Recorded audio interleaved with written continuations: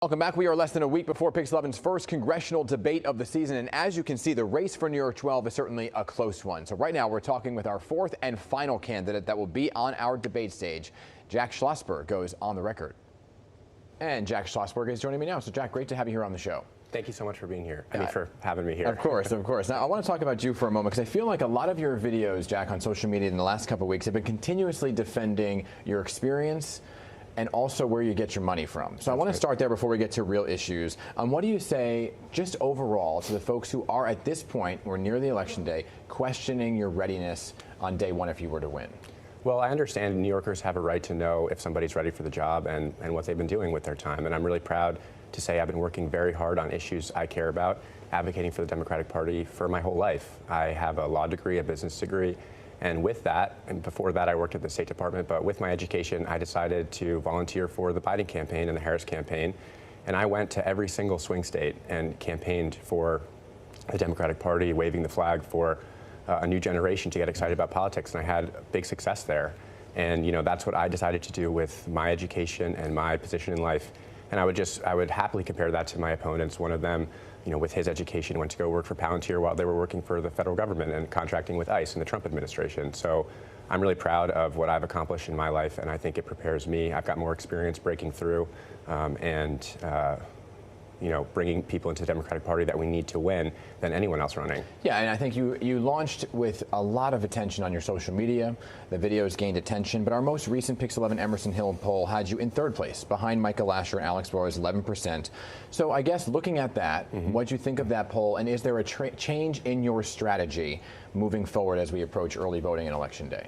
We're going to keep doing what we've been doing this entire election, and that's meeting more people, releasing more plans like deducting your rent from your taxes, and doing it all with more passion than anyone. Yeah, that was one poll, and I respect all polls, but we held a solid lead in first place for a number of months, and we think that. But things change. Things do change, and they can change again. So I think there's still time. A lot of people are making up their minds, taking a look at the candidates, and we feel very confident about where we are. Endorsements have been big in the race. Your opponent, Michael Lasher, received the endorsement of Jerry Nadler, who obviously this would be running to replace. He's held the seat since the 90s. So let me look at it this way. What makes you the same as Congressman Nadler, and what makes you different than Congressman Nadler? I'll start with the same.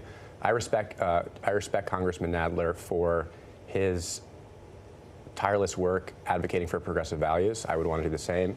And his constituent services. People in his community really feel that the congressman ran a great constituent operation and was available. And I'm running my campaign in the same way. Again, we have events multiple times a day that are free and open to the public to just meet and hear me talk. And that's the campaign that I want to run. We're powered by small dollars. Average contribution is $30 from 65,000 people. And that's the kind of people-powered campaign that Democrats across the country are begging for. And it stands in stark contrast to my opponents who are backed by super PAC billionaires. But he backed Lasher. Yeah, I understand that. I don't take issue with that. He's free to do whatever he thinks and pick the right candidate. But I think, how I'm different is business as usual is not going to work. The establishment Democrats have presided over a historic, tragic failure to stop President Trump. The Democratic Party, we control no branch of government right now.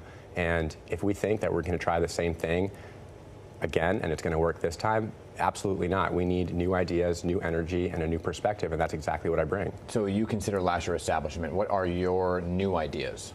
Well, I would just say he is establishment. He's been working in government for 20 years, and I'll happily let him take credit for the state of affordability in the city and the efforts to stop Trump, because when I talk to constituents, they tell me things have never been worse. When I talk to the people who live in the Elliott, Chelsea, Fulton houses, they tell me that they haven't seen Mr. Lasher or many city government officials.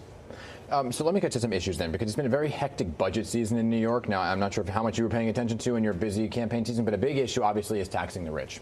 The pied-à-terre tax just kind of went through. Do you agree with the pied-à-terre tax in New York, and do you think that taxing the rich is something that should happen larger scale in New York and federally? Absolutely. I do.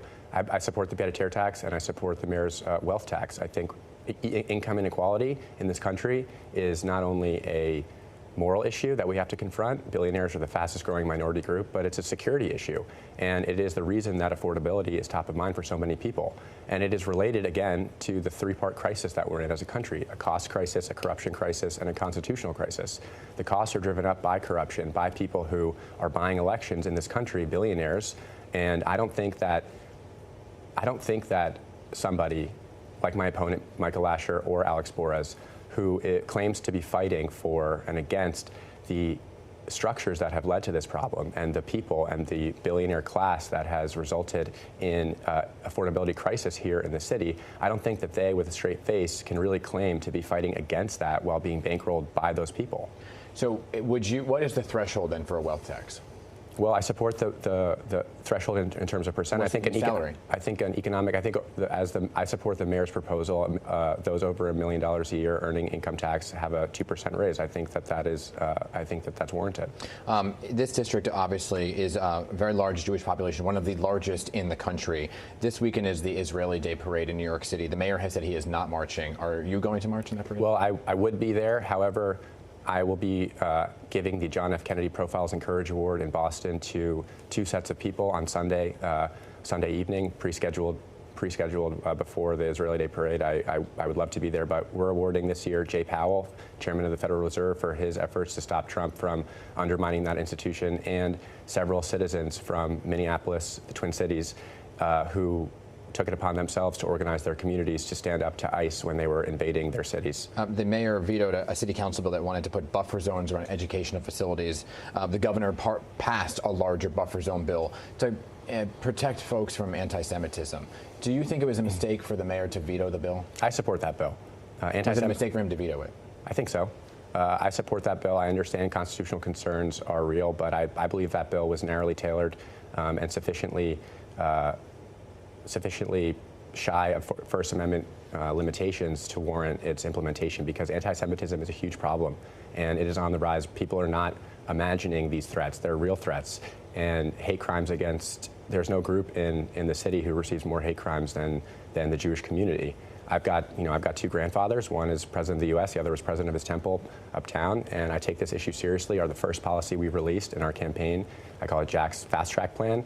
It's my plan to use parliamentary rules in Congress to fast track a bill out of committee onto the House floor to double funding for the Nonprofit Security Grant Program, and that is a federal fund that provides funds for security upgrades to houses of worship here in New York and across the country. I'm giving everybody equal time, Jack, so I got to leave it there, but I appreciate you. We'll see you on the debate stage next week. Thank you very much. I appreciate it.